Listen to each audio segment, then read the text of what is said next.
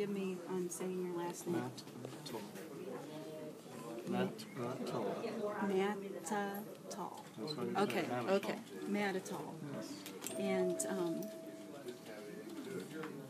William's book is it's a fascinating book because it is a first-hand account of life during the Vietnam War and what you experienced. I'm sorry? What you experienced. And as we were talking, a lot of the literature, a lot of the things written about the Vietnam War are very political, and this is more apolitical. It is. And you want to talk about that just a little bit? Sure. When I originally started writing the book, like I said before, it took me a long time to heal from the war. And I thought that my children needed to know the things that their father did. That's how the book started. Well, I started writing the book, and I had a good friend who had written a book, and he told me, he says, if you want to write a good book, write it as if it were a screenplay. Oh. So I started writing over again, you know, and doing that, I used the dialogue of the characters in the book. Okay. Well, all of a sudden, the book took on a life of its own. Wow.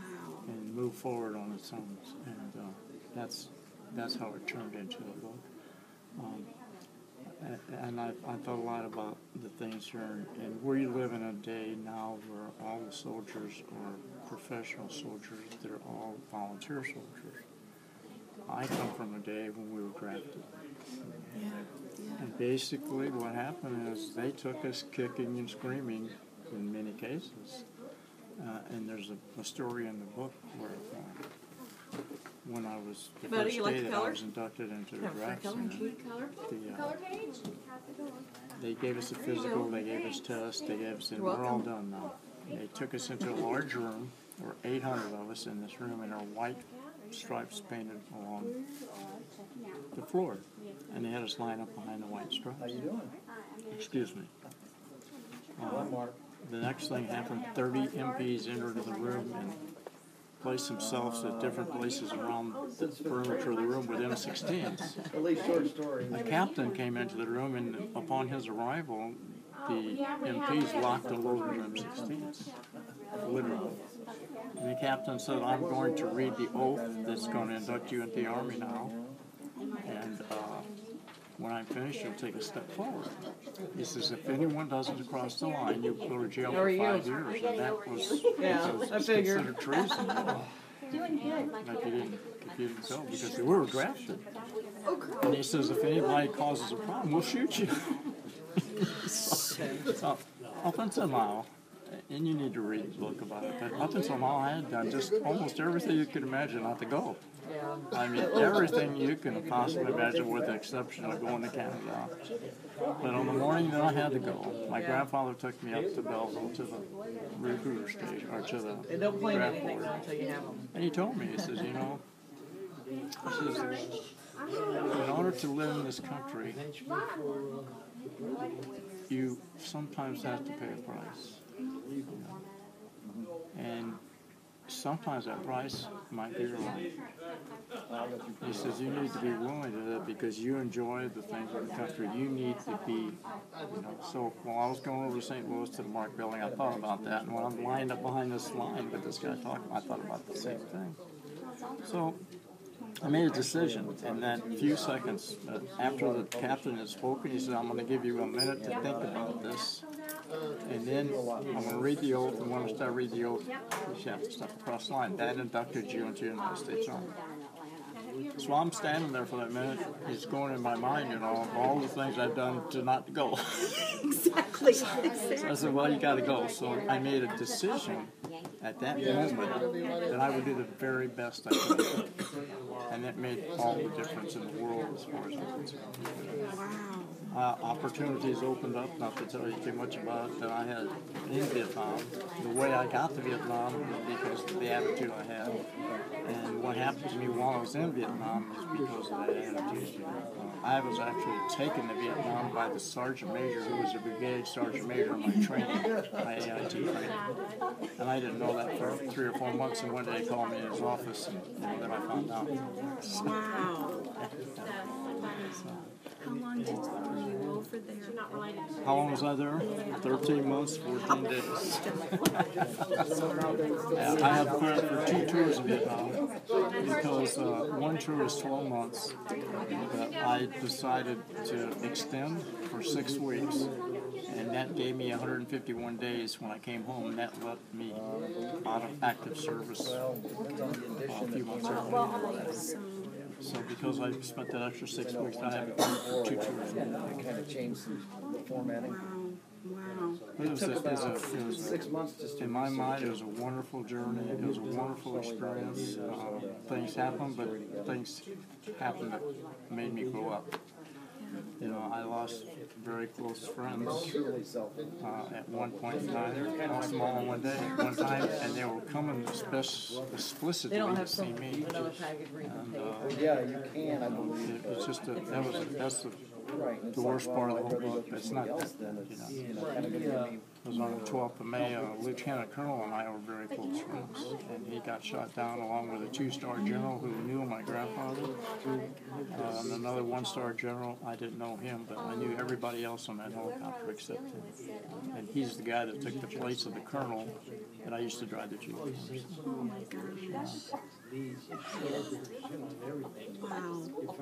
Yeah, I think you can ask for. So if you read the book, you'll find that like so many funny pages, parts so many cents of word, or Wow. yeah, in self-publishing. I mean, it's all. But I think, I know my uncle was a Marine over there. And my See, dad after was after my next one, I think I might switch. They don't talk. So you're doing exactly the same They way. don't talk. My uncle particularly. I bought a 2-for-1 And the pack. guys that don't talk about it are the guys who saw the worst It was things. it might have been the same. I mean, how do you talk about your best friend getting blown to pieces? How do you talk about those things? How do you talk? No, the first and one that you told me Marines, you signed up with. Someone had it. I was an engineer, so I didn't go looking for the enemy. They came and found me once in a while. But, you know, my job, I wasn't a grunt. My job wasn't to be on patrol every day. My job was we built roads, we built bridges, we did all those kind of built buildings, you know, and that's what we did because I was a combat engineer. So our job was a little different than the infantry. Yeah. But again, I know in my uncle's case, he'll maybe talk a little bit about it to my dad because. Yeah, I did the 2-for-1 package. They were running a special. And my that dad day. was fortunate that he was behind the lines. So now at he least I was know everything in that I do. there I don't have to pay for it. And would get the airplanes ready. Yeah. But he took that very seriously. That's like my stepfather. He would just sit and look out the window and smoke a cigarette and never say anything. And it wasn't until he was 80 years old and my daughter interviewed him for school.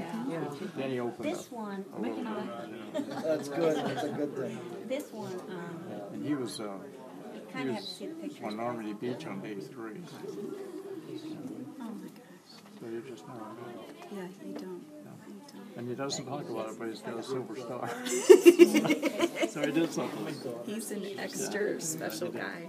Extra special. Okay. But thank you. Thank you for your service. Thank you. Thank you. And we can. I was talking with a patron yesterday, and we were talking about the freedoms we have, and we do take them for We granted. do. And what people do. You can kind of follow that. I mean, if you were to go, if you had the opportunity to go to that place at that time, you could see the people without those freedoms. The people, the babies, that belly stuck out because of malnutrition. You know, we would go to the dump and just throw away, discard, just dump our stuff, and it got so bad that we had to have people signed. And what we would do is we would take baseball grenades And we got to the dump and throw them. They put it in. It's got tear gas in there. We throw them around, not at the people, but just throw them around and make the people run away. And then we dump the stuff. We had a big pit. We dump it in the pit, and then we leave. And then the people could do what they want, because what was happening, the people would get in the back of the truck and they'd be fighting. And not our truck, but a different truck. The fella fell between the wheels and got smashed. You know, so they would fight over a scrap of 2x4, a piece of cardboard. I mean, it was just unreal. Real. That's when you see what freedom is. Yeah. And prosperity.